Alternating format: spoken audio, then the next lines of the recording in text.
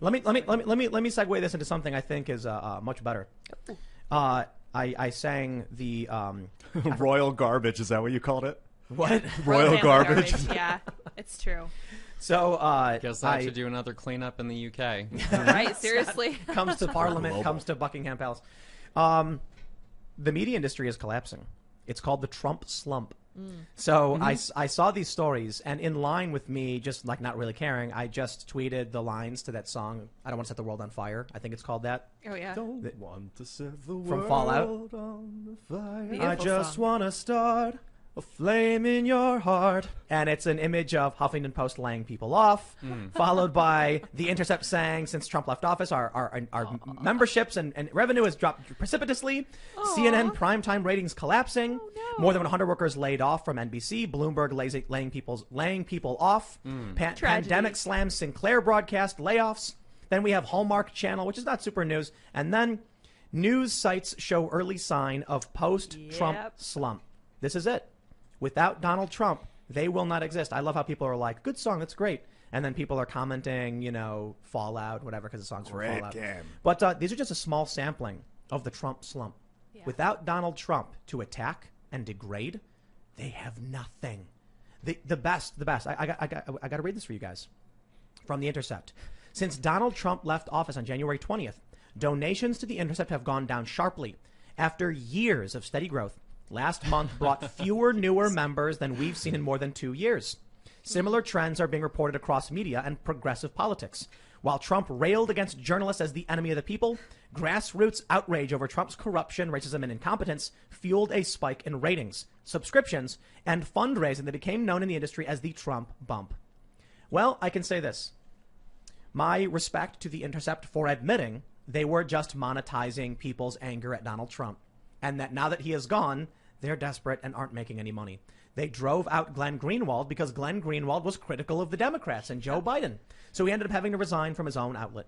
Now, who wants to give any money? But I'll tell you what the crazy thing is. You got Matt Taibbi, Glenn Greenwald. Matt Taibbi, formerly of Rolling Stone. Glenn Greenwald, founder, formerly of The Intercept. They started something called a Substack, where they write now on their own with no, boss telling what they can or can't say, and people pay directly. I am a proud paying subscriber to both Glenn and Matt because I think they do amazing jobs. I've been critical of Glenn Greenwald in the past. I do not think he's perfect, but I respect him for being consistent, for talking about what he believes, for writing these stories. And it was a tremendous sign of integrity when he walked from The Intercept, his own company, because they were trying to suppress negative information on the Bidens. Well, the Trump slump is here. Any of you surprised? Not at all. I think this is the Democrat Party on full display, right? You want to keep a problem around without actually solving it so you can point at the problem and say, hey, we need more money or more of this in order to solve this, but they never do.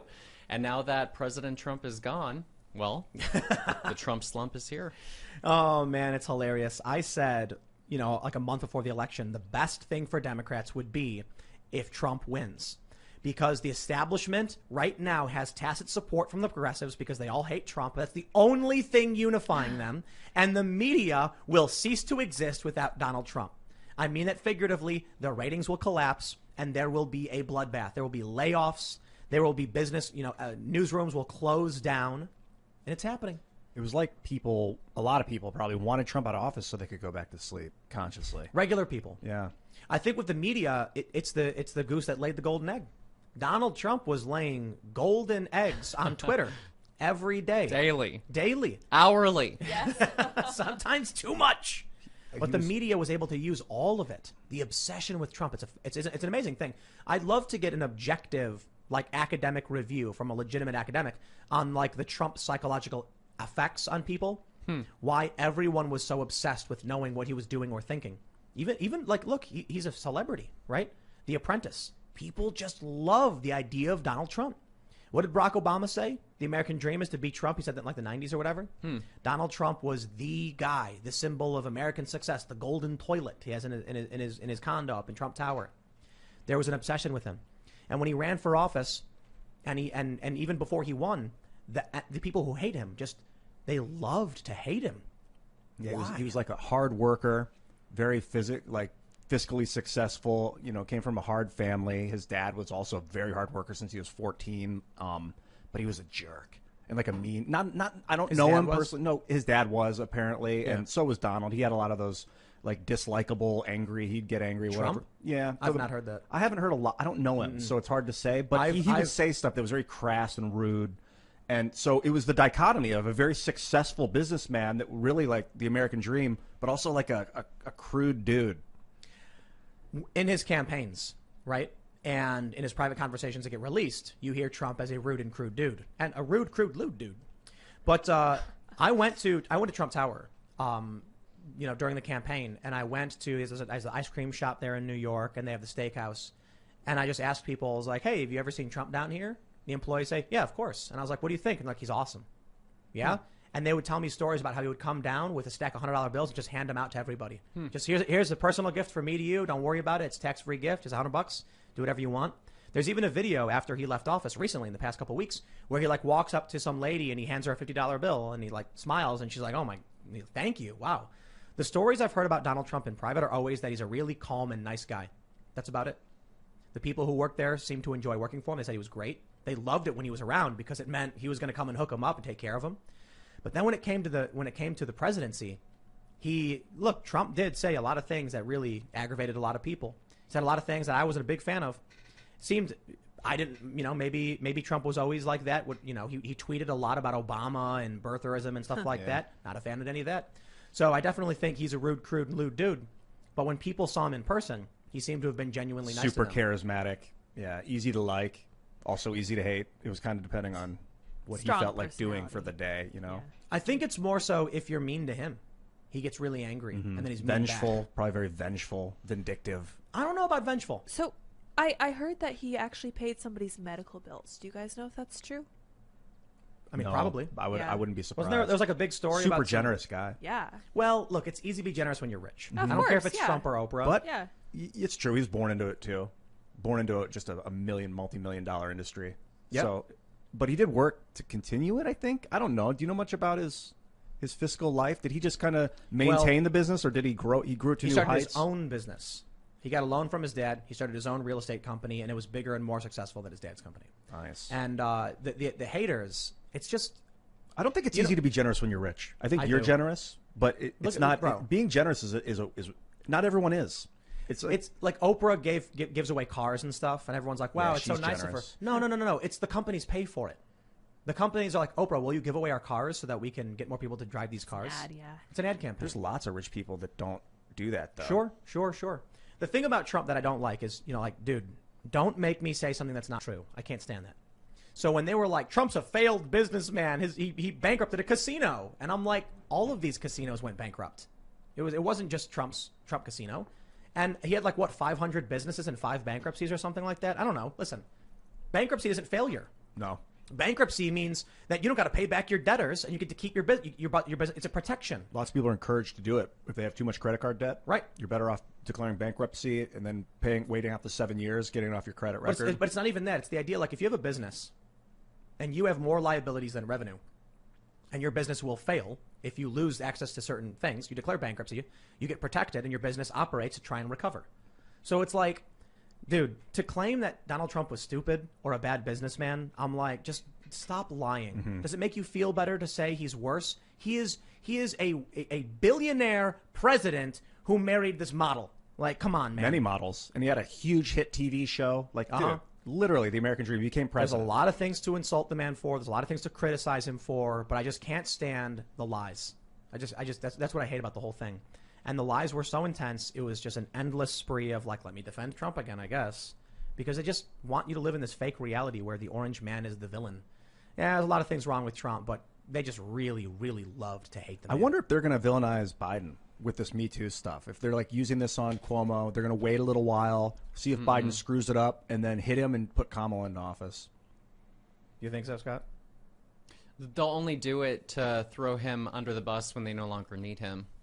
And yes, look at what they're doing to Cuomo. Yeah. But everybody loves a good villain. Look, at the end of the day, good, heartwarming, wonderful stories don't sell. True. Look at the way the Republican Party, treats AOC. She's the pariah. And now look at the way the left is responding to people like Marjorie Taylor Greene, to Madison Cawthorn, to Lauren Boebert, I believe is how you pronounce her name, out of Colorado. Those are the new AOCs of the right that they are demonizing and that they are villainizing. And that's because it sells. It's a click. It's a media hit. And it's unfortunate that those are the people that they target and set their sights on. Who's Cawthorn? He's the young gentleman out of North Carolina who just became a congressman. I think he's the youngest congressman in history, 25 years old. That's like the minimum age, isn't it? Yes. Yeah. He was actually 24 when he was running, and he turned 25 subsequently after being elected. Wow. And yes, is the youngest congressperson. Good for him. Yeah. He did tweet when he won "Cry More Libs," and I was like, nah, dude, no. We don't need none of that. We don't need none of that. You know, but he's a young guy, so you know, whatever, man. We'll see what he ends up doing, and if he acts a fool, and you know, then I'll criticize him the same as I would for anybody else. But I really do try to find stories where I can be like, I like Rashida Tlaib and AOC for these things, because I don't like that. Like, I only ever see the worst in them. You know what I mean? That's why it's like, I try to say, can you name a good Democrat? Can we find these people and give them credit where credit is due? It's difficult. I'll give credit what AOC did in Texas. I mean, look, anybody can say, oh, she should be focusing on her district. She should be focusing on New York. Look, it's an objectively good thing that she raised and helped raise millions of dollars for the people of Texas. That is objectively good, and nobody can say otherwise. And quite frankly, where were Republicans on the right doing the same thing? Now, I did see some people who were out organizing food and delivering food and doing things like that, but where were people on the right getting millions of dollars like the left did? Yeah. Well, it was an opportunity for AOC, and I'll say this. There's a lot of people who are like, she's just trying to exploit the situation for political gain, and my response is like, oh no, like AOC is helping people in Texas. It's like you cleaning up. How dare her? Yeah, right. Oh, geez. You know what? If she earns political points because she helped people in a crisis, she deserves them. Same for you, Scott. If you earn points because you got a bunch of people to clean up trash, you deserve them. So it's like, by all means, from your perspective, and it just makes us look petty, right? If we attack someone for doing something good. Real quick, let's make the political battle about who can do the most good. Yes. Let's be like, oh, AOC, how she's winning the fight and helping people who are in poverty. Ted, you got to go in there and raise more money and help more people. Sure. Just for the record, did you clean up the trash to get political clout? No. Or to help the people? What was your goal? I did it because nobody else was doing it. And I thought, wow, I have a responsibility with this platform. See, people don't understand. I actually feel a heavy weight on my shoulders. And because I've been gifted with this large social media platform, that's the reason why I work nonstop and why I actually feel guilty taking days off, because I feel like, number one, who else is going to do it? And I challenge you at home, please do it. I want you to do what I do. I don't want all of this on my shoulders. And that's why I consistently work, and I'm going towards 2022 because I feel like I have this moral responsibility to use my platform for good. What have you been? Hold on. Yeah. I want it to be about political points. I absolutely do. I want everyone out there to know that you will make your political faction look good when you go clean up your city, clean up trash, raise money to help poor people, raise money to feed those that are hungry and provide shelter to the homeless. I want each and every person. AOC, I believe, deserves tremendous respect for all of everything that she did in helping these people and raising this money. I agree. And now I challenge Republicans to high five her and say, we're going to win the competition next time because we're going to help even more people than you helped. And I want that to be politics. Imagine Ted Cruz comes out and he's like, in my campaign, I raised $5 million for this, people. AOC only raised $3 million. It's good that she did it, but we won in helping more people. Vote for me and we'll help people. I'm like, that's great. Like, let's do that. Instead of yelling at people and wanting to fight each other. I don't think we've gotten into like what you've been up to the last 3 or 4 months. I think you said you've changed trajectory a little bit. I have. So very much like after the 2016 elections, Hillary Clinton had some ideas of why she lost the election. But the Democrats are really smart, right? What they did is they changed the law legally.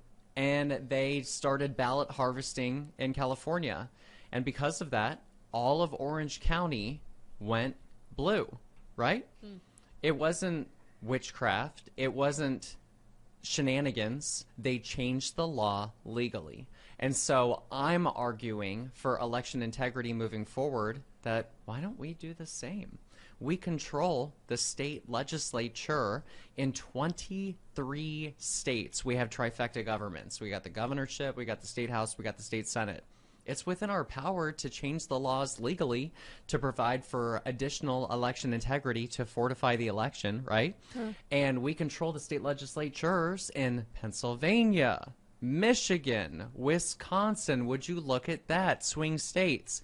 Why don't we do the same and at least force the governors who are Democratic to veto that legislation, which would have political leverage repercussions going to the 2022 elections?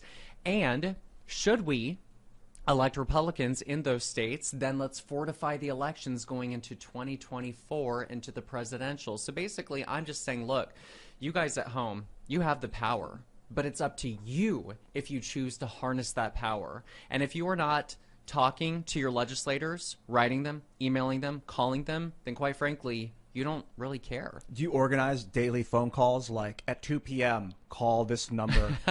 Well, I did just read Donald Trump Jr.'s tweet where he was alerting us about SF 145, which is legislation in Wyoming that's currently introduced at the Senate committee level, which would allow for primaries that don't have a clear 50+1 winner. It would go to a runoff election, therefore taking away power from the Liz Cheneys. So Liz Cheney wouldn't be able to squeak out a victory with 13% of the vote or 25% of the vote. It would go to a runoff election.